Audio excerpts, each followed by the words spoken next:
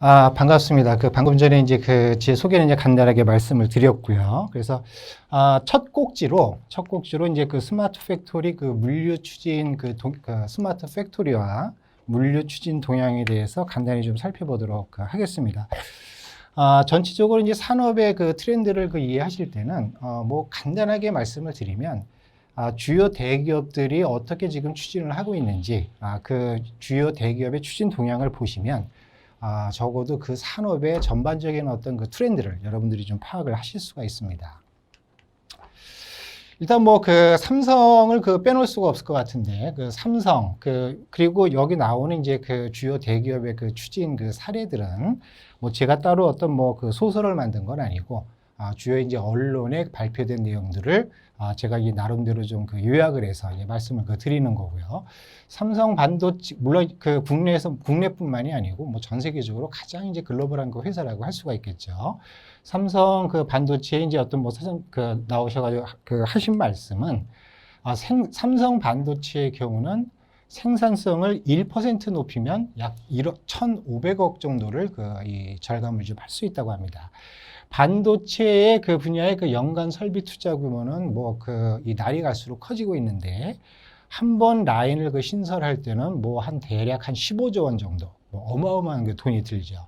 여기서 생산성 1% 증가를 하게 되면은 1,500억 원 정도의 비용 절감 효과가 있으니까, 사실 1%라는 거는 엄청난 그런 숫자라고 좀 할 수가 있어요. 그리고 삼성전자의 경우에는 이제 스마트 팩토리를 가장 앞서서 어떻게 보면 이제 글로벌하게 어떤 이 스마트 팩토리를 선도하는 기업 중에 하나라고 할 수가 있는데, 현재 구매와 생산, 구매 이게 들어가나요?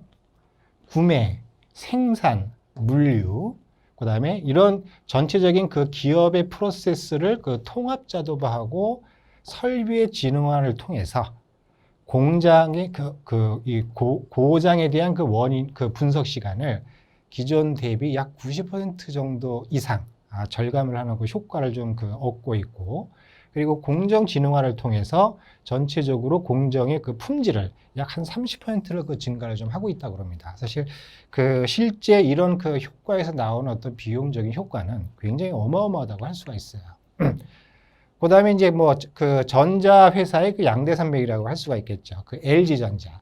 로봇 1만 대를 2023년까지 전체 공장의 생산 라인에 지능형 이 로봇을 도입을 해가지고 지능형 자율공장을 구축을 하겠다. 그리고 이 스마트 팩토리의 목적은 삼성과 상당히 어떤 그런 맥락은 비슷합니다. 구매, 생산, 품질 검사, 물류 등 전반적인 생산 과정을 통합 자동화를 통해서 효율성 및 품질을 동시에 극대화하는 어떤 전략을 구현을 하겠다라는 게 바로 LG전자의 스마트 팩토리 추진 전략이라고 할 수가 있습니다. 그리고 이제 이 많은 분들이 스마트 팩토리 하면은 뭐 제조업, 보통 이제 그렇게 많이들 생각을 하는데, 스마트 팩토리는 제조업에 국한된 어떤 그런 산업의 트렌드라고 하기보다는, 어떻게 보면 산업 전반에 걸쳐 가지고 혁명적인 어떤 그런 이 효과를 발생시키는 그런 전체적인 어떤 트렌드라고 할 수가 있어요. 예를 들어서 국내 이제 최근에 삼성 바이오나 이제 이런 데를 통해 가지고 굉장히 어떤 부상을 하고 있죠. 국내 제약 바이오 업계도 스마트 공장의 구축에 굉장히 박차를 가하고 있습니다.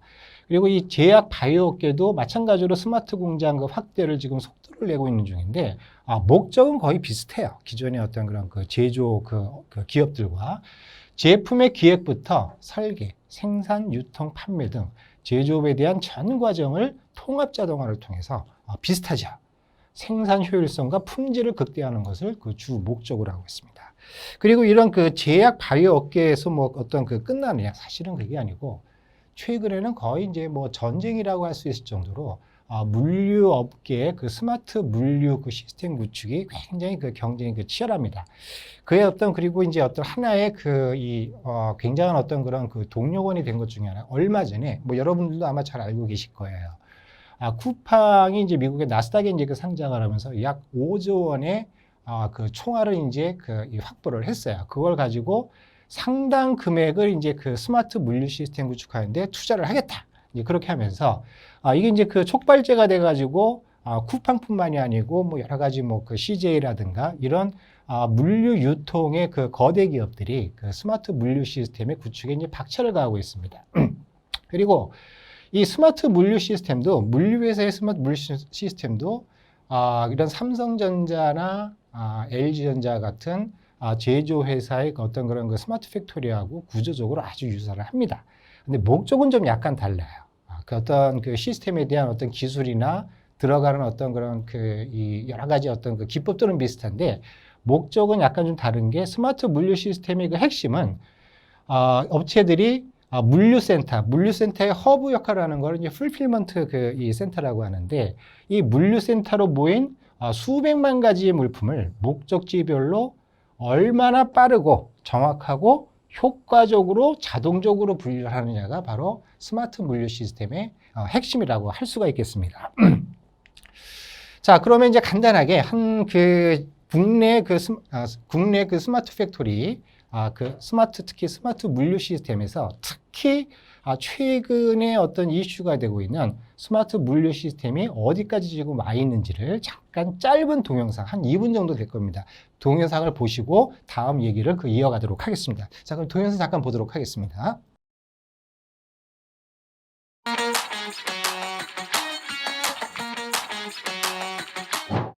우리나라는 2015년 스타트업 M사가 샛별 배송이라는 이름으로 처음 새벽 배송을 시작했습니다. 밤에 주문한 신선한 식품을 다음날 아침에 받아볼 수 있는 서비스는 바빠서 장을 보기 힘든 소비자들에게 큰 인기를 끌었죠. 이어서 대형 오프라인 유통업체인 E사, L사, G사와 이커머스 업체인 C사가 새벽 배송을 시작하면서 언제나 쉽고 저렴하게 이용하는 서비스가 되었습니다. 새벽 배송은 재고 관리, 주문 접수, 상품을 선별하는 피킹, 포장, 라스트 마일 배송까지 물류 업무의 전 과정을 하룻밤 사이에 해야 합니다. 코로나19로 택배 물량이 대폭 증가한 상황에서 이게 어떻게 가능할까요? M사는 물류센터에 오전 7시부터 오후 4시까지 전국의 식품을 입고합니다. 고객이 밤 11시까지 주문한 식품을 수작업으로 피킹하고 포장해 새벽 1시에 차량에 싣고 각 지역으로 배송합니다. 고객이 주문하기 전에 미리 입고하는 만큼 정확한 수요 예측이 관건인데요. M사는 빅데이터 기반 머신러닝 기술을 활용하고 있습니다. 우리나라 1위 택배업체 C사의 곤지암 메가허브 2, 3, 4층에는 N사의 이커머스 상품들이 보관된 풀필먼트 센터가 있습니다. 연면적이 축구장 16개 규모나 되죠. 자정전에 주문이 들어온 상품들은 풀필먼트 센터에서 바로 1층과 지하 1층의 허브터미널로 컨베이어 벨트를 통해 이동합니다. N사 입점업체에서 상품을 C사 허브터미널로 보내는 단계가 사라진 데다 최신 자동 화물 분류기로 하루 170만 개의 박스를 분류하니 다음날 오전 중에 배송을 받는 것이 가능하죠. E사의 온라인 전용 물류센터 네오는 주문부터 배송까지의 과정에서 80% 이상이 자동화 설비로 이루어지는 최첨단 자동화 물류센터입니다. 물류 효율을 갈수록 높여서 가장 최근에 지어진 네오 003은 시간당 2,400개, 하루 35,000개의 박스를 처리할 수 있죠. 이렇게 대규모 물류센터와 인력, 그리고 첨단 기술이 동원되는 고도의 산업인 유통물류업은 세계 각국의 스마트 물류센터 혁신 경쟁이 치열합니다. 스마트 물류센터란 수작업으로 해야 하는 물류 업무를 자동화로 전환해 노동력을 절감하고 신속하고 유연하게 물류를 처리하는 물류센터입니다.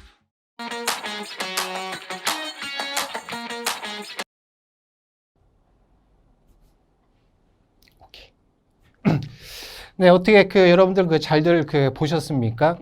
사실 국내 우리나라의 이 물류 시스템 수준은 최근에 들어서는 거의 뭐 세계 최고 수준까지 올라와 있다고 얘기를 할 수가 있어요. 아마 이 방송을 보시는 이 분들도 대부분 뭐 쿠팡에서 뭐 로켓 배송이라든가 뭐 마켓컬리에서 뭐 새벽 배송이라고 요즘은 뭐 새벽 배송이 마켓컬리에서만 하고 있는 건 아니죠.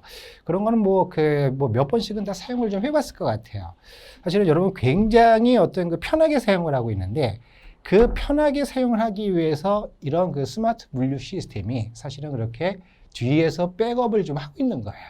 그리고 이런 물류 유통에서 예를 들어 가지고 CJ라든가 이런 쪽에서도 이 다른 경쟁사 대비 경쟁력 있는 택배 서비스라든가 물류 서비스를 하기 위해서 엄청난 그 투자를 하고 있고 이 투자에는 인력 확보 등이 다 포함이 되어 있는 거예요. 자, 그러면 이제 그 다음 내용을 한번 좀 가보도록 할까요? 자, 이제 대충 이게 스마트 팩토리라는 것은 사실은 뭐 제조업계뿐만이 아니고 산업의 전반에서 지금 그 굉장히 그 활발하게 그 추진이 되고 있구나. 이제 이런 걸 여러분들이 어렴풋이 이제 좀 그 느끼실 수가 좀 있을 것 같고요.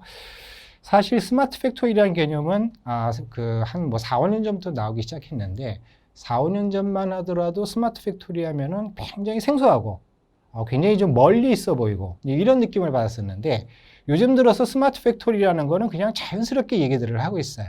특히 이제 기업 사람들을 만나서 얘기하다 보면은 어떻게 스마트 팩토리를 도대체 어떻게 구축을 하고 뭐 시작을 해야 되느냐 이런 어떤 그 질문들을 많이 하는데 그만큼 이제 스마트 팩토리라는 거는 막연한 어떤 미래 기술이 아니라 현실로 다가온 거예요. 다만 그때나 지금이나 크게 달라지지 않은 거는 아직까지도 스마트 팩토리가 이제 대충 중요하다는 거는 귀가 따갑 정도로 이제 그 들어서 대충 알겠는데 그럼 스마트 팩토리가 구체적으로 어떻게 해야 되는 겁니까? 그리고 실체적인 어떤 모습이 뭡니까? 사실 이 부분에 대해서는 많은 그 일반 사람들이 아직은 그때나 지금이나 큰 차이는 없어요. 그래서 여러분 적어도 그 취업을 준비하는 그 취준생 입장에서 여러분들은 이 스마트 팩토리가 그냥 뭐 공장 자동화보다 뭐 인공지능 뭐 하고 이런 막연한 개념이 아니라 스마트 팩토리에 대해서 실체에 대해서 명확하게 일을 하고 그리고 또 하나 중요한 건 이런 거를 여러분들이 자소서나 면접에 녹여낼 수 있을 정도의 이해도를 끌어올리셔야 되는 거예요. 자, 그럼 이제 스마트 팩토리에 대한 개념을 한번 알아보도록 하겠습니다. 스마트 팩토리라는 거는 개념적으로 뭐 굉장히 뭐 그 정의들이 많아요. 뭐 그리고 어떤 뭐 위키백과에 그 정의가 나와 있을 정도 하지만 굉장히 그 정의들을 보면 오히려 더 머리가 더 복잡해지는 경우가 많고 한마디로 좀 말씀을 드리면 스마트 팩토리라는 거는 기업의 경영 프로세스와 통합 자동화된 공장을 바로 스마트 팩토리라고 부르고 있어요. 여기서 기업의 경영 프로세스라는 건 뭐냐? 기업의 경영 프로세스라는 거는 굉장히 다양한 절차들이 존재를 합니다. 예를 들어서 가장 대표적인 영업, 구매, 회계, 인사, 자재관리, 생산관리, 물류관리 이게 다 기업의 경영 프로세스 모듈이라고 얘기를 할 수가 있어요. 자세히 보시면 공장의 물리적인 어떤 시스템은 크게 보면은 이제 공장이 있겠죠. 물건을 만드는 공장이 있어요. 그리고 자재를 어떤 그런 관리하는 창고가 있겠죠. 그 창고에는 뭐 원자재라든가 그 다음에 완제품을 다 관리해 주는 걸 이제 창고에서 관리하지 않습니까? 그리고 또 하나는 이 그 밖에서 이제 그 소위 말해서 납품을 해줘야 되죠. 그래서 이런 그 트랜스포테이션 시스템이라고 얘기를 해요. 이런 공장과 창고 트랜스포테이션 시스템도 뭐 버스도 있겠고 트럭도 있겠고 비행기도 있겠고 그 다음에 배도 있겠고 여러 가지 있어요. 자, 이런 물리적인 시스템 외에 그 기업의 프로세스들이 유기적으로 이제 그 연결이 돼서 그 진행을 하게 됩니다. 그래서 대표적으로 영업. 일단 물건에 대한 주문을 받아야겠죠. 그럼 물건 주문 받으면 자재 그 창고에서 지금 주문량을 소화할 수 있는 재고가 있는지 확인을 하겠죠. 없으면 어떻게 해야 돼요? 일단 원자재를 구매를 해야 되겠죠.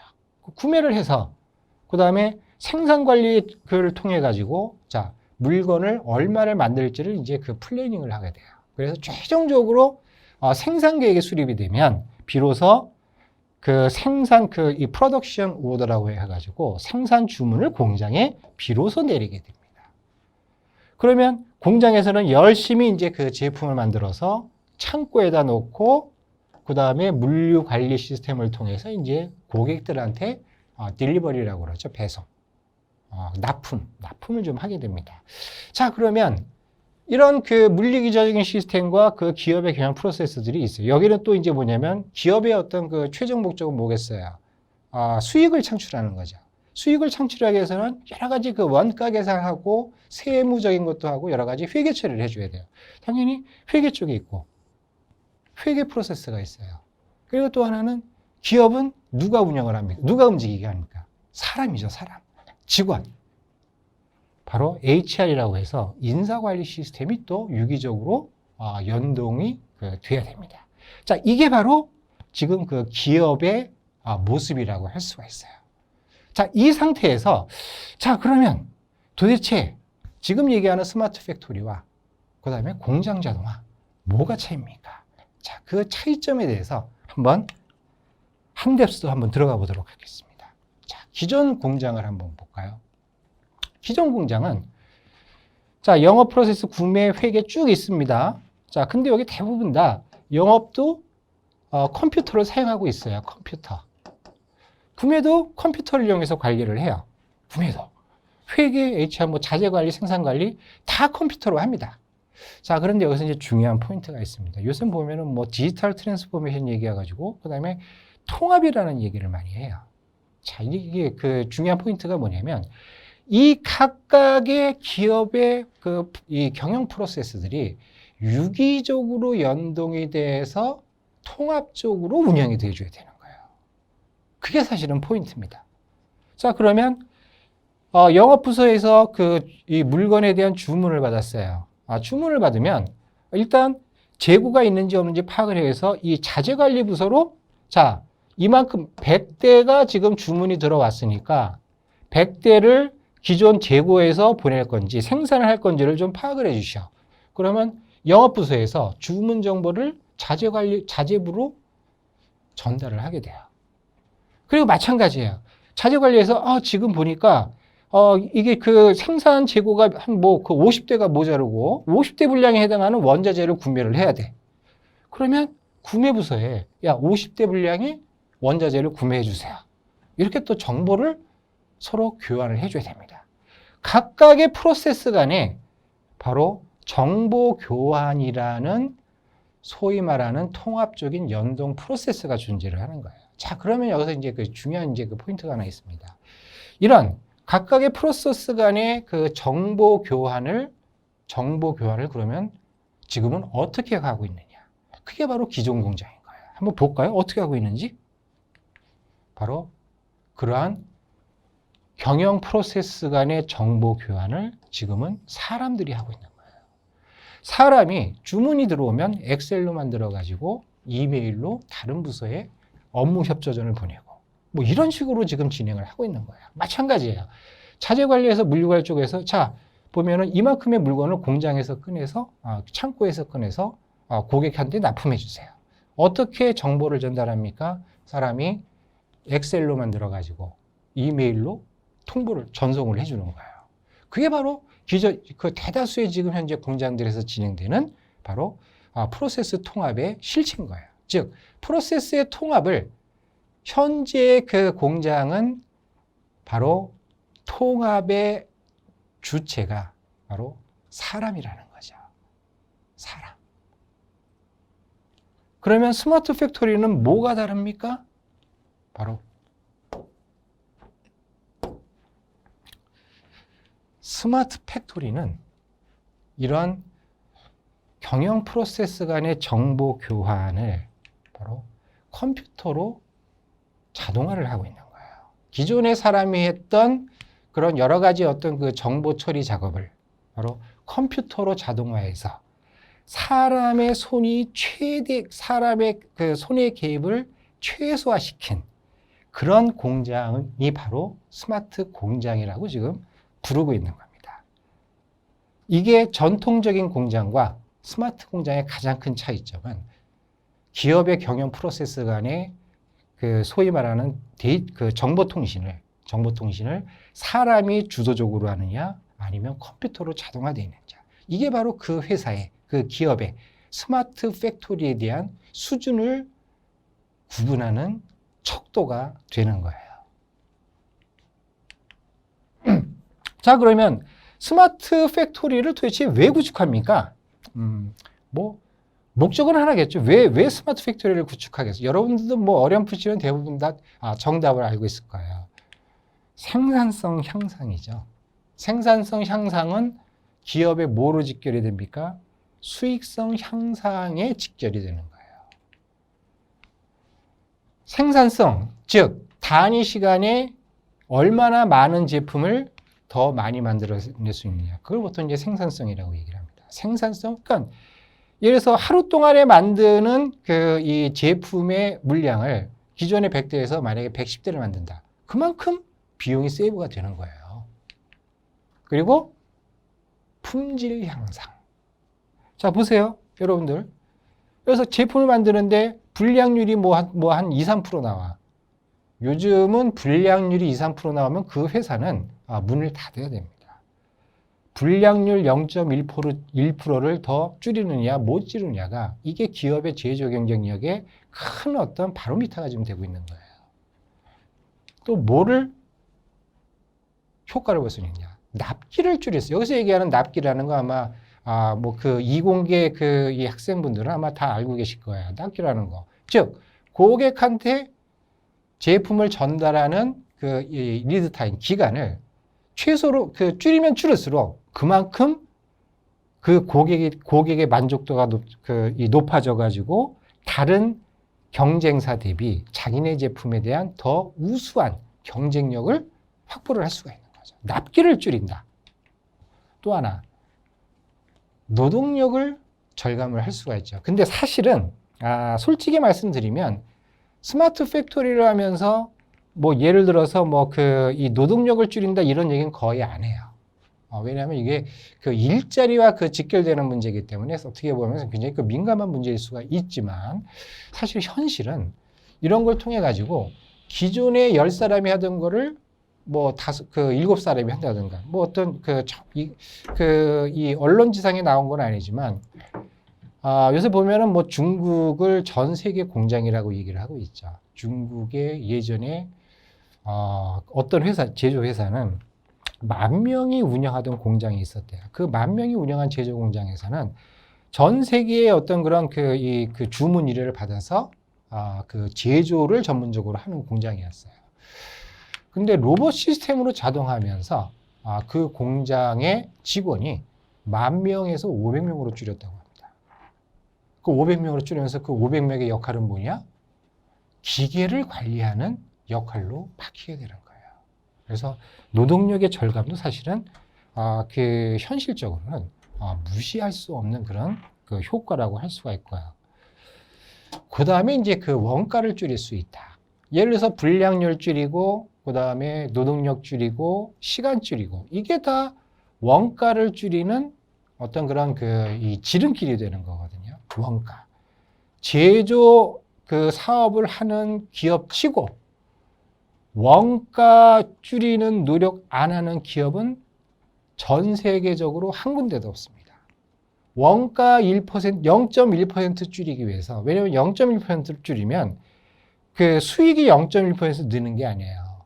거기에 소위 말해서 몇 배, 그 다음에 몇 승으로 이 수익이 달라지게 됩니다.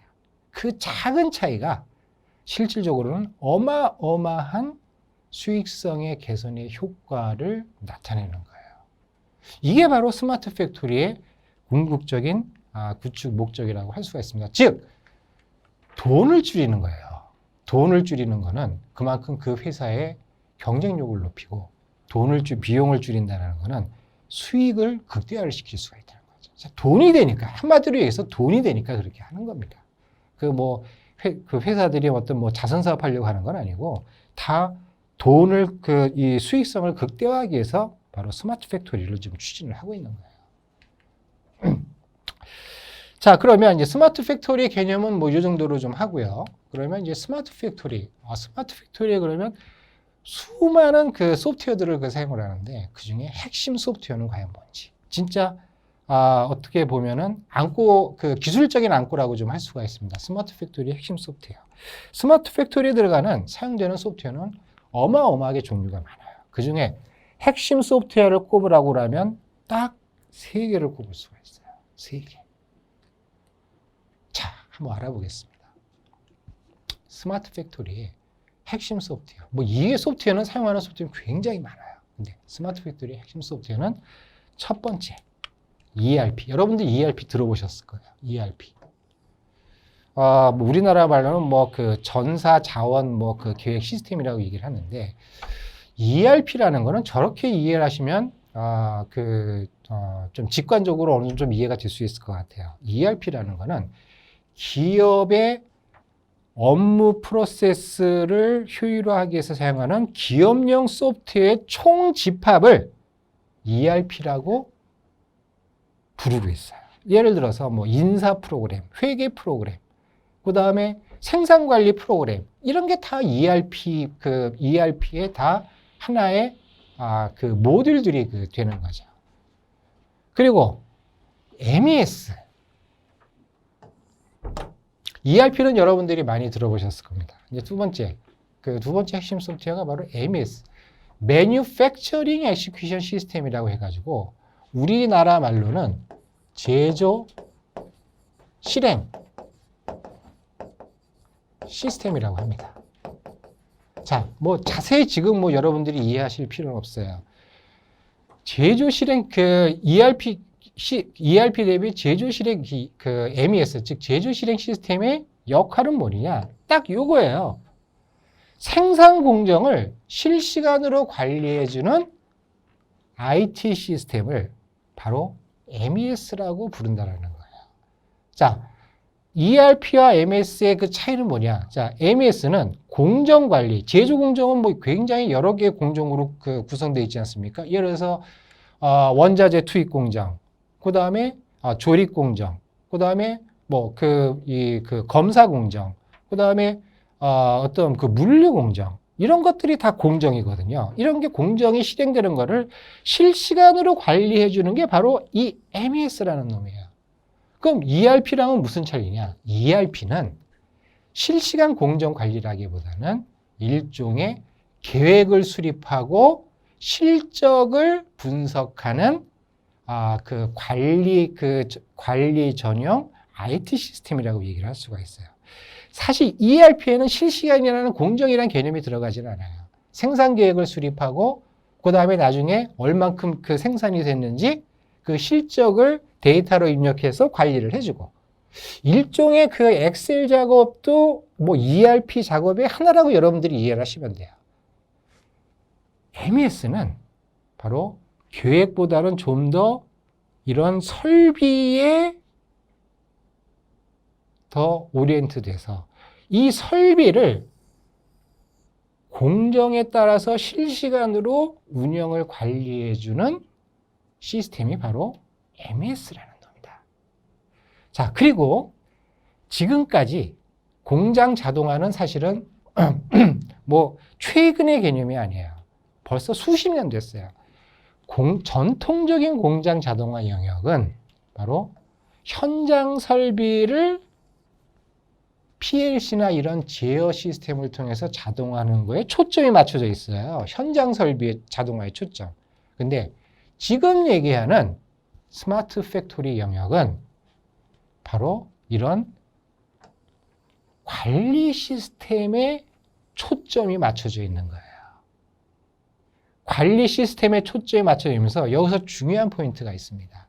자, ERP와 MES가 스마트 팩토리의 양대 핵심 소프트웨어라고 한다 그러면 중요한 거는 바로 이 ERP와 MES가 통합이 돼줘야 된다는 거예요. 인티그레이션.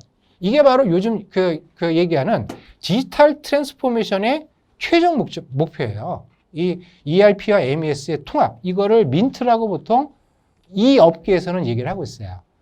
ERP, MES 인티그레이션. 바로 이게 스마트 팩토리의 최종 소프트웨어에 대한 어떤 그런 이 목표라고 할 수가 있습니다. 자, 지금은 ERP는 사실은 이 많은 기업들에서 도입을 해서 쓰고 있습니다. 특히 이 증시에 상장이 돼 있는 상장 기업들은 많이 돼 있는데, 그 다음에 MES도 최근에 많이 도입을 하고 있어요. 근데 중요한 거는 이 ERP에서 생산 주문 정보를 MES로 전달을 해주고, 이 MES는 이 생산 주문 정보를 기준으로 해서 현장 설비를 관리해 주게 돼요. 그리고 이 현장 설비의 실제 작업 상황이 MES에서 모니터링이 돼서 이게 바로 ERP로 정보가 전달이 돼주는데 이 과정이 원활하게 진행이 되기 위해서는 반드시 이 중간에 데이터를 교환해주는, 즉 데이터를 변환해주는 기능이 필요한 거예요. 이 데이터 변환 기능을 지금까지는 어떻게 했느냐? 바로 사람이 해왔다는 거예요. ERP에서 생산기에 수립해서 ERP의 생산 주문을 사람이 다운로드 받아서 엑셀 작업해가지고 MS 가서 거기서 다시 입력을 하는 이런 그 일들을 지금까지 한 거예요. MS와 ERP의 통합은 뭐냐? 이 과정조차도 컴퓨터로 자동화를 하겠다는 거예요. 이게 바로 ERP, MS 통합, 민트라는 겁니다. 스마트 팩토리의 궁극적인 목표는 바로 이 통합 시스템을 구축하는 것이 스마트 궁극적인 어떤 그런 모습이라고 할 수가 있는 거예요. 지금 이제 그 말씀하신 것처럼 사실 스마트 팩토리라는 거는 뭐 아트 오브 엔지니어링이라고 얘기할까? 요즘 나오는 여러 가지가 다 종합된 종합 그 엔지니어링을 할 수가 있는데 사실은 크게 보면 지금도 어떤 분들은 약간 좀 혼란해 할 수도 있을 것 같아요. 뭐 이게 도대체 뭘 해야 되는 겁니까? 이 많은 걸 어떻게 다 하는데 이 중에서도 본인의 적성에 맞는 그런 분야를 선택하는 게 굉장히 좀 중요할 것 같아요. 지금 말씀하신 것처럼 뭐 빅데이터나 데이터 어널리틱스도 하나의 큰 축입니다. 큰 축이고, 그 다음에 조금 전에 그 앞서 말씀드렸던 그 이 데이터의 그 통합, 데이터 통합이라는 게 큰 축이 있어요. 그리고 중요한 거는 데이터 통합이 일단 그 전 단계에서 이루어져야 빅데이터나 이런 그 AI 쪽으로 이게 진화가 할 수가 있다는 거고요. 그리고 또 하나는 이 설비들의 많은 데이터를 수집하는 IoT 영역이 있어요. 어떻게 보면 크게 IoT, 데이터 통합, 그 다음에 그 빅데이터, 인공지능 이렇게 큰 세 개의 축이 있다고 여러분들이 이해를 하시면 될 것 같아요. 이 중에서 내가 어떤 영역 큰 축을 선택을 할 거냐? 그건 사실은 여러분들의 그 이 초이스입니다. 그러니까 여러분들이 선택을 하셔야 되는 거고, 그런 그 모든 그런 그 분야를 다 종합한 그런 그 이 과정이나 이런 거는 존재를 할 수도 없고, 그 다음에 존재하지도 않습니다. 그 중에서 여기서 말씀드리는 어떤 부분은 데이터 통합에 관련된, 그리고 현실적으로 지금 막 시작을 하고 있는, 진행을 하고 있는 바로 그런 분야에 대해서 지금 이제 말씀을 드리는 거고요. 자, 이제 어떻게 보면 이게 여러분들한테 가장 유용한 정보가 되지 않을까 싶어요. 자, 스마트 팩토리 그 관련 직무를 한번 보도록 하겠습니다. 지금 이 직무는 사실은 아까 이제 뭐 그 빅데이터라든가 그 큰 축이 세 개가 있다고 제가 말씀을 드렸잖아요. 빅데이터 인공지능 축, 그 다음에 데이터 통합 축, IoT 축. 그 중에서도 데이터 통합 축이라고 좀 이해를 하시면 될 것 같고요. 전통적인 그 직무라고 할 수가 있죠. 생산기술 관리직. 그 다음에 물류기술 관리. 사실은 이 기업에서는 생산관리와 그 물류관리가 대부분 많이 어떤 대부분은 중첩이 되어 있어요. 근데 전통적으로는 나누기 때문에 지금 좀 구분을 한 거지만 실제로는 생산 물류 기술 관리직이라고 보시는 게 더 정확할 수가 있습니다. 그리고 생산 물류에 들어간 이제 각종 설비들이 있죠. 그 설비를 전담해서 다루는 이 설비 기술직이 있겠고, 그 다음에 그 중에서도 이제 ERP에 특화된, ERP에 대해서는 조금 이따 다시 이제 좀 자세하게 말씀을 드릴 거예요. 그래서 그 ERP도 보면 이제 그 ERP 공급 회사가 여러 개 있는데 가장 대표적인 게 셉이죠. 그 이유는 뒤에 또 별도로 말씀을 드리도록 하겠습니다. 그 다음에 셉 아밥이라고 해서 들어본 분들도 있고 아마 많은 분들이 아밥은 오늘 처음 여러분들이 들으시는 학생들이 좀 있을 것 같아요. 근데 여러분들이 잘 모르셔서 그렇지 이 셉의 ERP라든가 아밥은 사실 요새 금값입니다. 금값. 그만큼 스마트 팩토리 구축이 가장 시작될 때 전제 조건이 있어요. 그거는 뭐냐면은 일단 ERP가 깔려 있어야 됩니다. ERP가 깔려 있는 상태에서 MES라든가 통합이 들어가는 거기 때문에, 그리고 뒤에 이제 설명이 되겠지만 국내 상장 기업들. 상장 기업이라는 거는 코스피라든가 그 다음에 코스닥에 상장되어 있는 기업들을 얘기하는 거죠. 상장 기업의 85% 이상이 다 ERP로 SAP ERP를 쓰고 있어요.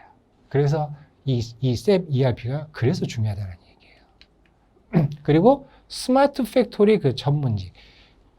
최근에 이 스마트 팩토리의 전문직이 대기업 중심으로 많이 그 신설이 되고 있습니다. 조금 전에 이제 우 선생님이 얘기한 어떤 뭐 삼성전자의 DIT라든가 현재 자동차의 어떤 뭐 스마트 팩토리 전담 조직이라든가 이런 대기업을 중심으로 해서 스마트 팩토리 그 전문직이 있고 이런 그 직무들이 스마트 팩토리에 이제 관련된 이제 그 직무라고 그 얘기를 좀 할 수가 있습니다. 자, 오늘의 이제 이 핵심이라고 할 수가 있습니다. 자, 취업 전략에 대한 어떤 전략적인 그 그림을 여러분들이 이해를 하셔야 되는지 한번 말씀을 드리도록 하겠습니다. 여러분들이 그 취업을 하려면 일단 그 채용 시험을 일단 보시게 되죠. 자, 채용 시험을 보게 되면 일단 가장 먼저 보는 게 이제 학점이 있겠죠. 학점. 학점 중에서 여러분들이 이 전공 학점. 여기 이제 뭐 영어 점수가 이제 기본적으로 들어가요. 뭐 영어 저기 몇 점 예를 들어서 나는 토익 몇 점인데 다 그거 써내지 않습니까? 그다음에 이제 자소서. 많은 학생들이 제가 지금까지 이제 3년 동안 이제 과정을 운영을 하다 보니까 많은 학생들이 이 자소서에 대해서 정확하게 어떤 자소서의 본질에 대해서 정확하게 이해하는 학생들이 그렇게 많지는 않았던 것 같아요. 그 부분에서도 말씀을 드리도록 하고요. 그 다음에 이제 인적성 시험이라는 게 있죠. 그리고 이제 인적성 시험은 주로 이제 대기업이나 공기업들 인적성을 대부분 이제 보게 됩니다. 특히 공기업 같은 경우는 인적성이 중요하죠. 대기업에서 이제 인적성을 보는 데가 있고 중견기업 중에서는 보는 데도 있고 안 보는 데도 있고. 그 다음에 최근에 요것 때문에 많은 학생들이 좀 고민하는 학생들이 많아요. 코딩 테스트.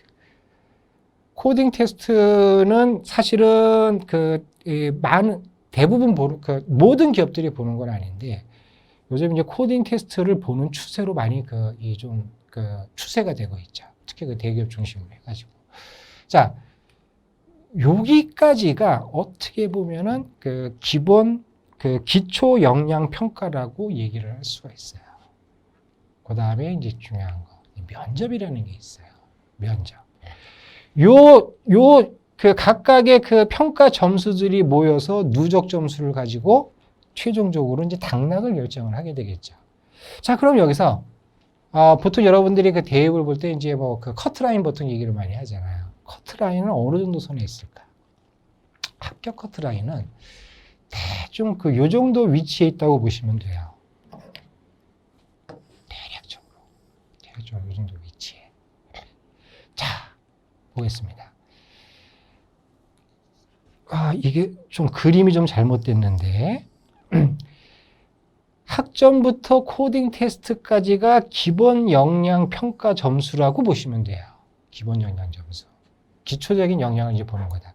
그리고 이 면접 부분 사실은 이 면접 부분에 요거 좀 그림이 좀 잘못된 겁니다. 면접 부분은 면접은 사실은 필기 시험이 아니잖아요. 그리고 점수라기보다는 면접의 핵심은 직무 적합성에 대한 임팩트입니다. 임팩트. 인상이라고 그러죠. 즉, 면접에서는 강렬한 인상을 면접관한테 강렬한 인상을 주느냐 아느냐가 바로 면접의 관건이에요. 자, 그럼 여러분들이 이 면접에서 면접관한테 강렬한 인상을 줘야 되는데 어떤 인상을 줘야 되겠습니까? 나는 지금 지원한 직무에 최적화되어 있고 이러이러한 어떤 준비를 해왔습니다라는 그런 강한 인상을 줘야 되거든요. 그리고 이 면접을 할 때 강한 인상은 뭐냐면 대부분 직무 적합성에 관련된 임팩트를 줘야 되는 거예요. 근데 대부분 면접에서 이 직무 적합성에 대한 임팩트를 주기 위한 소위 말해서 재료들이 필요하잖아요. 재료들이 대부분 어떤 재료들을 쓰고 있냐면은 그래서 동아리 활동을 이런 걸 했습니다. 뭐 기타 등등. 이거는 공부 점수가 아니거든요. 그 면접에서 면접관한테 강한 임팩트를 주기 위해서 여러분들한테 지금 필요한 건 뭐냐면은 바로 진한 프로젝트 경험이 필요한 거예요. 자, 한번 보도록 하겠습니다. 학점은 이거는 뭐 여러분들이 지금 뭐 그 바꿀 수가 없어요. 제가 이제 얼마 남지 않고 거의 뭐 졸업하면 이제 이 학점은 평생 여러분들이 죽을 때까지 학점은 고정이에요. 불변해요. 영어 점수, 코딩 테스트 이거는 여러분들이 소위 말해서 독학을 할 수가 있어요. 그리고 독학을 하셔야 되는 거고. 제가. 근데 이 면접에 임팩트를 주기 위한 진짜 요새 그 찐이 인기지 않습니까? 유행이지 않습니까? 찐한 프로젝트 경험은 이건 여러분들이 독학을 하기가 어려워요. 독학을 하기가 어렵습니다. 학원에서도 저런 프로젝트 경험을 학원에서 그 가르치는 데가 있다. 그거는 제가 봤을 때 거의 99%는 좀 뭐라 그럴까 그 찐하지 않을 가능성이 좀 큽니다. 그럼 여러분들은 이 찐한 프로젝트 경험을 가지고 맨 먼저 이 경험이 자소서에 녹아 들어가야 되는 거예요. 자소서. 자, 자소서의 본질은 뭐냐면, 자소서의 본질은 그 회사에 나는 이런 직무 적합성에 관련된 여러 가지 노력을 했고 준비가 된 사람이기 때문에 나를 이 면접장으로 데려가 주세요. 라는 바로 면접을 보기 위한 미끼가 바로 자소서가 돼줘야 되는 거예요. 자소서가. 자소서에서 여러분들 뭐 다양하게 내가 동아리 활동 어떤 거 하고 그거 다 사실 필요 없고요. 직무에 대해서 내가 이런 경험을 했고 그 다음에 직무 관련된 실무 그 훈련을 난 이만큼 받았습니다. 쓸 게 없으면 대부분 여기다가 뭐 동아리 쓰고 나의 어떤 뭐 그 인성 쓰고 그러는데 사실 그거는 그렇게 임팩트를 주지는 않거든요. 이 자소서에 찐한 프로젝트 경험, 임팩트를 줄 수 있는 찐한 프로젝트 경험이 들어가느냐 안 들어가느냐가 여러분들이 서류 통과를 해서 면접장으로 갈 수 있느냐 안 가느냐 바로 바로미터가 되는 거예요. 그래서 일단 서류 통과의 핵심은 자소서입니다. 자소서. 물론 학점이나 영어 점수가 안 중요하다는 얘기는 아니에요. 기본은 돼야 되는 거죠. 기본은. 예를 들어서 학점이 뭐 2점대 초반 2점대인데 내가 뭐 어떤 뭐 대기업이나 이런 데 가기로 하는데 사실은 그거는 욕심일 수가 있습니다. 기본적으로 뭐 3점대 중반 보통은 그 정도 되고 영어 점수도 내가 한 뭐 중간 이상은 돼. 그 정도 상태에서 이 자소서에 어떤 내용을 강한 임팩트를 줄 수 있는 내용을 담느냐 안 담느냐가 여러분들이 서류 통과를 하느냐 그 결정적인 요소가 그 역할을 해주는 거예요. 저렇게 이해를 하시면 됩니다. 기본이 안 돼 있으면 당연히 그 서류 통과가 안 되죠. 근데 학점이 높아도 서류 통과 안 되는 학생이 있어요. 제가 경험을 해보니까. 학점은 그 3점대 후반인데, 그럼 잘해. 근데 어떤 친구는 3점대 중반 이러는데 통과를 했어. 근데 어떤 학생은 3점대 후반에 통과를 안 했어요. 이게 바로 여기서 임팩트에서 차이가 있는 거거든요. 그리고 자소가 많은 그 사람들이 얘기를 하잖아요. 자소는 자소서이라고 보통 얘기를 많이 해요. 면접관들도 알죠. 그 심사관들도. 그래서, 그래, 보니까, 일단 뭔가 좀 그 눈에 띄어. 그리고 보니까 기본은 되는 것 같아. 그럼 야, 너 한번 면접장에 와봐라. 여기서 진하게 내가 검증을 하겠다. 이렇게 해서 면접장으로 일단 들어가야 되는 거죠.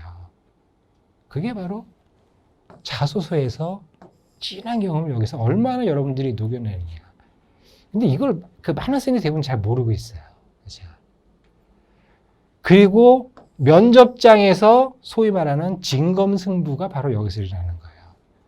면접관들은 매의 눈을 가지고 네가 자소서에 쓰고 뭐 이렇게 뭐 했다고 그랬는데 이게 사실이냐 사실이냐 보통은 한 2뎁스, 3뎁스 이렇게 질문이 들어가죠.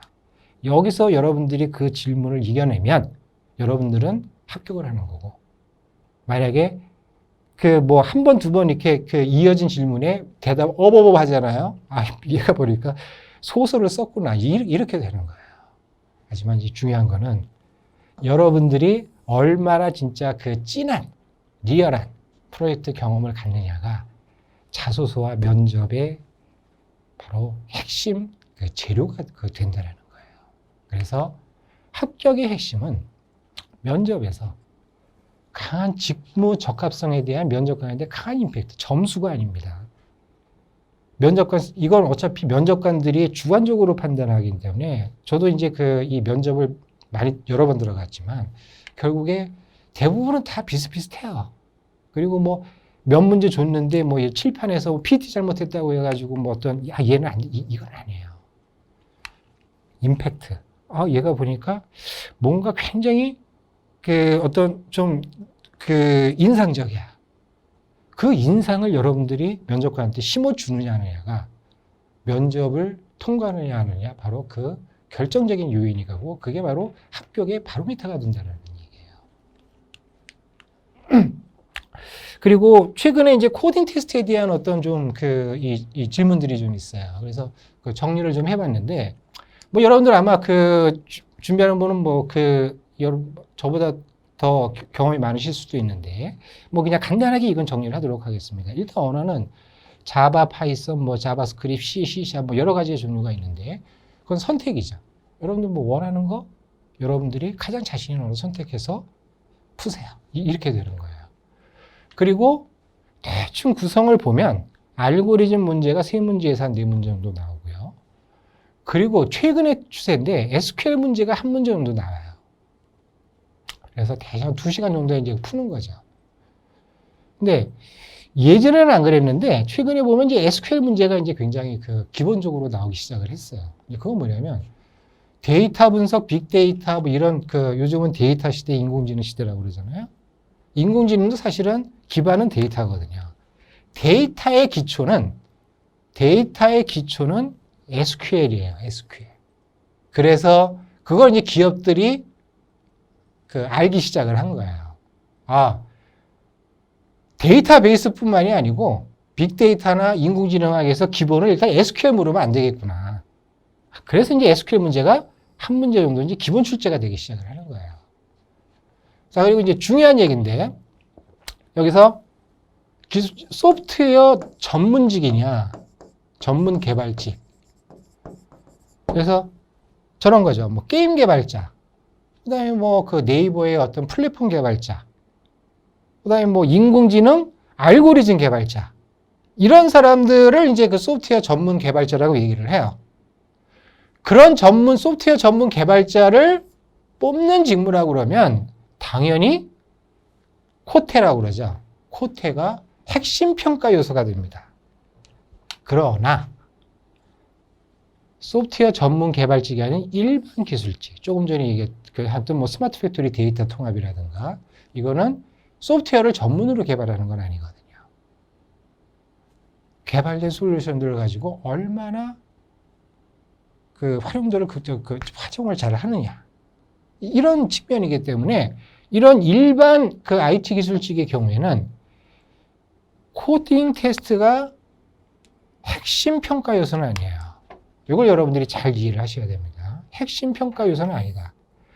만약에 게임 개발자라고 그러면 코딩 테스트는 이거는 가장 중요한 겁니다. 거의 핵심이에요. 근데 소프트웨어 이런 일반 기술직의 이 데이터 활용이나 데이터 분석이나 이런 쪽은 핵심적인 평가는 요소는 아니고요. 중요한 거는 기왕이면 코딩도 잘하는 사람을 뽑겠더라요. 그래서 여러분들 같은 경우는 사실은 만약에 소프트웨어 개발 전문직으로 한다고 그러면 사실은 이거는 소프트웨어 개발도요. 조기 교육이 필요해요.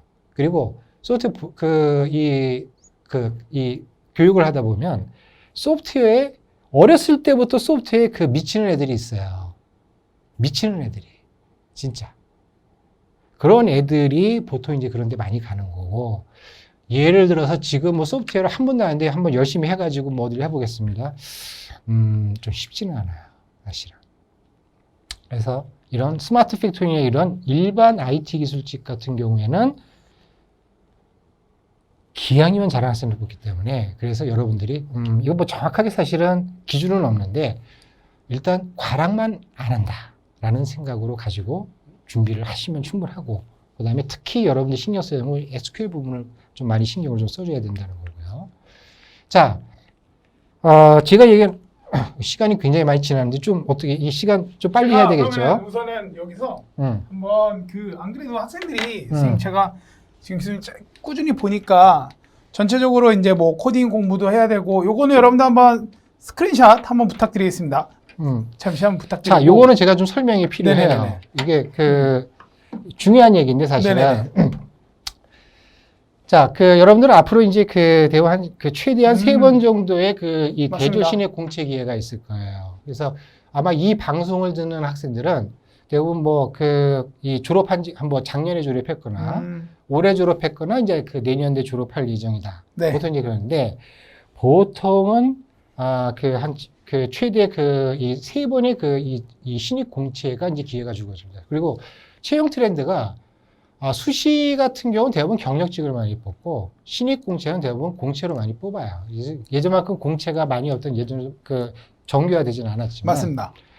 그래서 여러분들한테 일단 중요한 게 21년 하반기 대충 뭐 올해 10월, 11월 되겠죠. 네.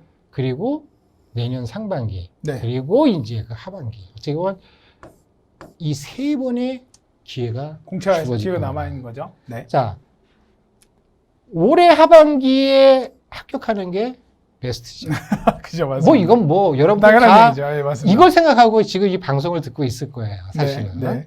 근데 내년 상반기에 합격을 해도 이건 굿입니다. 굿이죠. 그리고 내년 하반기 not bad. 제가 학생들 이제 경험을 해보니까 보통 이제 졸업을 하고 나서 신입 유효 기간이라는 게 대략 보니까 한 2년에서 최대 3년인 것 같아요. 네. 그래서 이 방송을 듣는 사람들을 평균적으로 보면 일단 이게 당연히 목표가 될 맞습니다. 거고 하지만 내년 상반기, 내년 하반기 네. 이 3번의 기회를 누릴 수가 있다는 거지. 중요한 거는 네. 말씀드렸지만 여러분들이 이제 채용 시험을 보기 위해서는 여기 있는 어떤 그런 이 요소들을 다 준비가 돼 있어야 돼요. 준비가 돼 있어야 되는데 이 부분에서 학점은 당연히 불변이죠. 맞습니다. 이거는 빼도 봐도 방법이 네네네. 없어요. 영어 공부, 인적성 공부, 코딩 공부 이거 꾸준히 해야 됩니다. 네.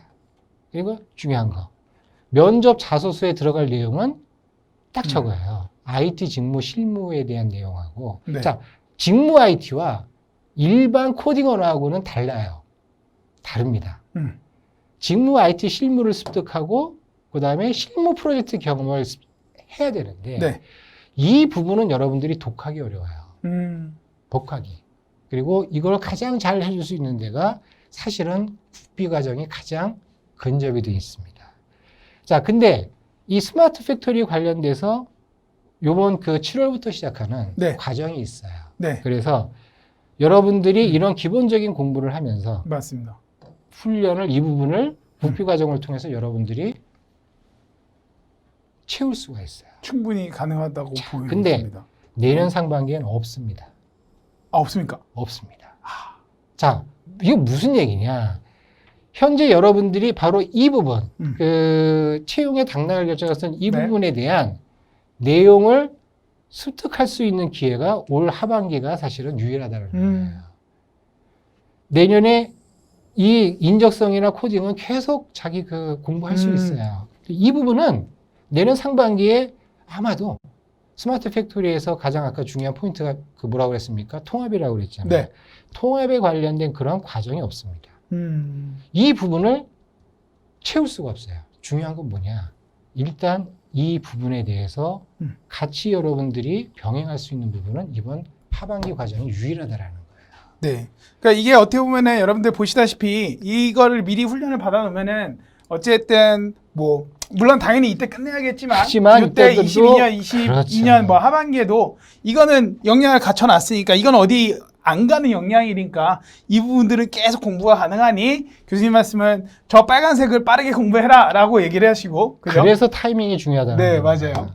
그리고 여러분들 뭐 항상 책임지는 방송, 여러분들께 절대 그냥 이야기만 하고 끝나지 않은 방송, 우리 렌유인의 LTV. 자, 그래서 결론적으로 여러분들 요거를 이제 저희가 말씀드린 거니까 기회를 저희는 잡으라라고 말씀을 드리는 거고요. 여러분들 근데 이게 경쟁률이 좀 세요. 그래서 오늘 많은 분들이 지금 듣고 계시니까 오늘 확실하게 좀 말씀을 드릴게요. 그러니까 아까 앞에도 보시면은 여러 가지 과정에 대해서 이제 그 앞에서 말씀을 해주셨어요. 예를 들어서 요거 좀 갖다가 할게요. 네네네. 요거 보시면은 어쨌든 이 면접이나 직무 적합성에 임팩트가 있는 이 찐을 이거를 어떻게 할 것이냐에 대해서 많이 고민을 하고 그 부분에 대해서 이야기를 해야 되는데 이거를 할 수 있는 거에 대해서 여러분들께 단순하게 스마트 팩토리는 이래요. 여러분들 이거 하셔야 돼요. 이러고 끝나면은 솔직히 뭐 어쩌라는 거야 이 느낌이시잖아요. 그래서 저희가 확실하게 이게 가능할 수 있는 부분을 말씀을 드렸는데 참 안타깝게도 이게 제한된 인원이 있는데 이게 경쟁률이 센데 중요한 건 뭐냐면 아까 교수님께서 얘기해 주신 것처럼 이게 여러분들 막 코딩을 엄청 잘해야지 무조건 들어오는 과정은 아니에요. 열정 있는 친구가 더 중요한 거죠. 그죠? 어떻게 보면은 일단 그 네. 보니까 그리고 이제 참고로 말씀드리면 그 이게 이제 과정이 그 하루에 8시간 좀 하드해요. 네네네. 근데 중요한 거는 과정이 끝난 반과 후가 사실은 중요해요. 그렇죠. 반과 후에 그 아까 이제 말씀드렸던 여러 가지 이제 기본적으로 해야 되는 거를 이제 반과 후에 이제 그 진행을 해야 되거든요. 그래서 대부분의 경우 저희 과정을 듣는 그 학생들은 거의 대부분 90% 이상이 자취를 합니다. 주변에. 그 시간을 세이브하기 위해서. 아, 그 시간에 세이브 집이 근처인데도 자취를 해요. 맞습니다. 네. 그리고 나중에 이제 학생들 이제 그 졸업한 학생들 그 와서 얘기하는 거 보면 일단 그 자취를 함으로써 자기가 일단 집중을 할 수 있었다는 얘기를 많이 네. 해요. 그만큼 몰입을 해서 하지 않으면 네네. 그러니까 한마디로 얘기해서 앞으로의 그 남은 6개월은 네. 여러분들의 앞으로의 그 일생에 가장 중요한 전환점이 될 수가 있어요. 근데 저는 이게 교수님께서 아까 얘기해 주셨을 때 이런 생각이 좀 들었어요.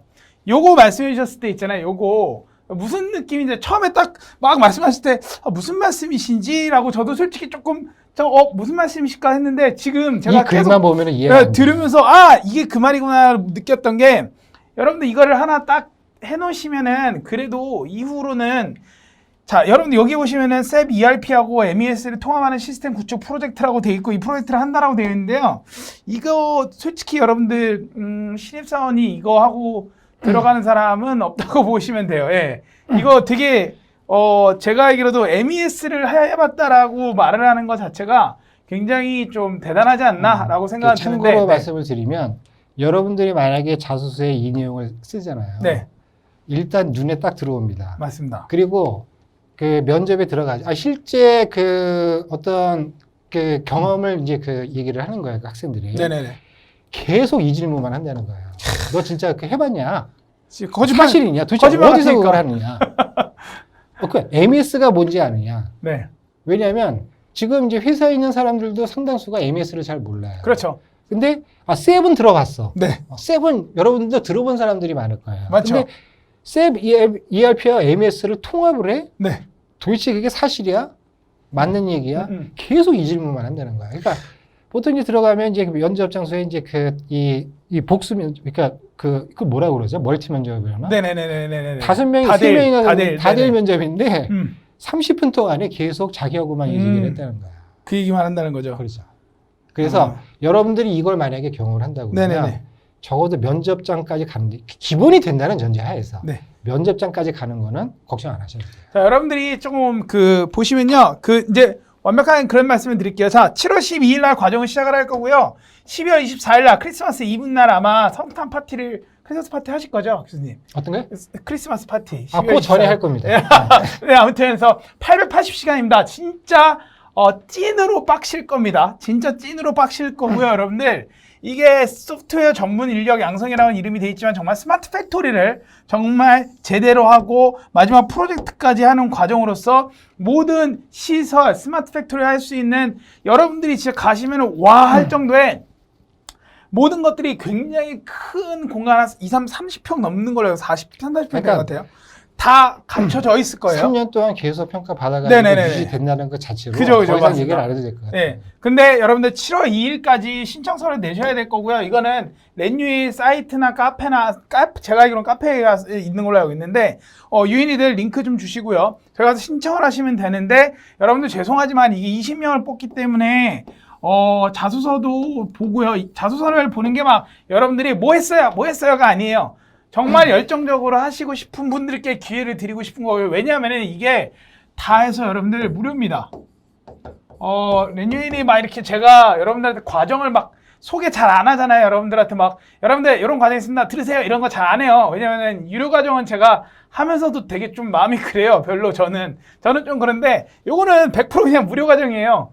그래서 여러분들이 전체적으로 좀 뭐 예를 들어서 지금 하반기 취업이 끝났고 이제 조만간 삼성도 발표가 날 거고 그래서 여러분들이 와 나 진짜 점프업 해야겠다 안 되겠다 와 진짜 제대로 해봐야겠다 한번 제대로 질러보자 하시는 분들이 들어가서 지원을 하셔서 만들어서 가셨으면 좋겠어요. 저는 왜냐면은 이게 8시간씩 880시간 하는데 그냥 무료로 나라에서 또 좋은데 또 돈을 지원해 주시기 때문에 여러분들 들으셔서 여러분들의 스마트 팩토리에서 여러분들이 정말 널리 퍼지셔서 스마트 팩토리 산업을 또 부흥시켜 주신다 하면은 너무 좋을 것 같아요. 그죠? 맞습니다. 네네네. 면접은 비대면 방식으로 진행되나요? 이런 것들은 저희가 그 안에서 아마 안내가 나갈 거예요. 그러니까 네. 여러분들이 그 안에서 봐주시면 좋을 것 같고요. 사실 이번에 발표하는 것도 좀 봐야 되고 맞습니다. 일단 원래는 저기 그 대면이 원칙인데 네. 뭐 여러 가지 이제 상황을 보고 네네네. 아마 다시 이제 그거는 말씀을 드릴 거예요. 국비 교육 카드 언제까지 만들면 되나요? 이게 카드를 만들어야 되나요? 교수님? 그 굉장히 잘 알고 네네네. 계시는데 그 일단 그 일주 전까지만 만드시면 돼요. 네네네. 일주 전까지. 나눔 카드인가? 뭐 하여튼 예. 갑자기 기억이 안 나네. 우리 유인이들 거기다 안내 좀 잘 부탁드리고요. 여러분들. 예. 그리고 어떤 그 공고 포스트에 보면은 네네네. 거기 그 문의 전화번호가 있어요. 네. 그쪽으로 그 전화를 주시면 굉장히 친절하게 상세하게 안내를 받으실 수가 있습니다. 아직 졸업하지 않은 친구들은 내년 그 2월 졸업자는 가능해요. 네, 오케이. 내년 2월 졸업자는 가능하다는 거 여러분들 아시면 될 것 같고요. 유인이들 그 전화번호도 여기 한번 남겨주시길 바라겠습니다. 네. 우선 한번 남겨주시기 바라겠고 국내 유일이라고. 그래서 여러분들 스마트 팩토리 구성 모듈의 이해 160시간, SQL 프로그래밍 40시간, 그 다음에 SM 물류 생산관리 160시간, 또 SAP, 그 다음에 프로그래밍 120시간, MES 동작 원리 및 SQL 기반 운영 40시간, 그리고 프로젝트를 240시간 하는 어마무시한 정말 찐으로 빡신 과정을 합니다. 여기서 이제 중요한 거는 이 교수진. 네. 실제 SAP 개발 컨설트 현역자들하고 페스토라고 독일의 그 스마트 팩토리 이 선도 기업이에요. 여기에 국내 이 페스토 코리아라는 데가 있는데 여기 교육팀 직원이 직접 강의를 합니다. 그리고 저를 포함해서 스마트 팩토리 전문 강사하기 때문에 일단 그 교수진은 여러분들이 전혀 걱정 안 하셔도 돼요. 거의 뭐 진짜 다른 건 모르겠지만 스마트 팩토리 관련해서는 거의 국내에서 거의 이 최고 수준이 아니라 최고의 교수진을 여러분들이 만나 보실 수가 있어요. 네. 유인이들 전화번호 우리 거 말고요. 여기 과정에 운영하시는 분 전화번호가 따로 있어요. 포스트에 보면 예, 거기에 그거 물어봐서 그거 남겨주세요. 네, 유인이들 왜 우리 전화번호를 남기고 있니? 여기가 안내할 거 여기 아니면서. 8월 졸업자. 이거 진작에 보여줄 걸. 여러분들 이거예요. 예, 여기서 할 거예요 아마. 네네네. 잠깐 이제 설명. 얘가 이제 실습실이고요. 네. 주강의실은 따로 있어요. 네. 사실 그런 데도 없습니다. 여러분들 이 얘기는 좀 다른 얘기지만 네. 보시면 학생들이 1인 2PC를 사용할 수가 있어요. 그리고 책상 하나를 그냥 1인이 사용합니다. 여러분들 요거 보시면요. 여기 지금 보이실지 모르겠지만 요거. 여기서 라인 이렇게 내려오고요. 그 다음에 얘가 여기로 와요. 이동을 해가지고 이거를 태워가요. 쭉 가서 여기 가가지고 포장을 해요, 얘가. 제가 한번 봤는데 진짜 신기합니다. 네. 그리고 얘가 사실은 독일에서 독일 엔지니어가 직접 네. 제작한 시스템이에요. 아름답습니다. 환경 좋고요. 여러분들 꼭 한번 많이 보셨으면 좋겠고요. 이게 이제 스마트 팩토리 취업 프로세스다라는 것들 여러분들 많이 꼭 보시면 좋겠습니다. 네. 아까도 말씀드렸지만 ERP가 보면은 국내에 여러 종류가 있는데 저렇게 보시면 됩니다. 국내 증시에 상장된 기업들의 80-90%는 다 셉을 쓰죠. 셉을 쓴다. 맞습니다. 그래서 다른 ERP는 여러분들이 예를 들어 가지고 대기업 그런 데 필요 없고 아무데나 취업하면 돼. 그러면은 그거는 어쩔 수가 없지만 아마도 여기 계신 분 대부분은 최소 상장 이상의 일단 대기업이 다 목표일 거고요. 네네네. 그렇지 않으면 일단 아쉽지만 좀 우수 중견 기업 상장 기업이 아마 대부분 이 기본 조건일 거예요. 네네. 상장 기업을 만약에 여러분들이 타겟으로 한다 그러면 ERP는 무조건 세이브를 해야 돼요. 여러분들 세이브를 했다라고 하시면은 그냥 가면은 서로 뭔지 알아요, 그냥. 대충 압니다. 네. 자체가. 완전 그런 얘기니까 여러분들 많이 생각하시면 좋을 것 같고요. 아까 잠깐 그 네, 마지막 네, 그 요거 마무리니까. 네. 여기서 이제 그 세이브 쪽하고 그다음에 이제 특히 이 SQL 사실은 그 데이터 뭐 빅데이터를 네. 하건 인공지능하건 네, SQL은 일단 필수 기본이라고 이해를 하시면 돼요. 맞습니다. 그리고 바로 여러분들은 여기서 SAP ERP와 MES와 SQL을 통합하는 다 배우는 거죠. 아까 이 시간 보시면은 이미 다 배우잖아요. 다 그죠? 배우는 거예요.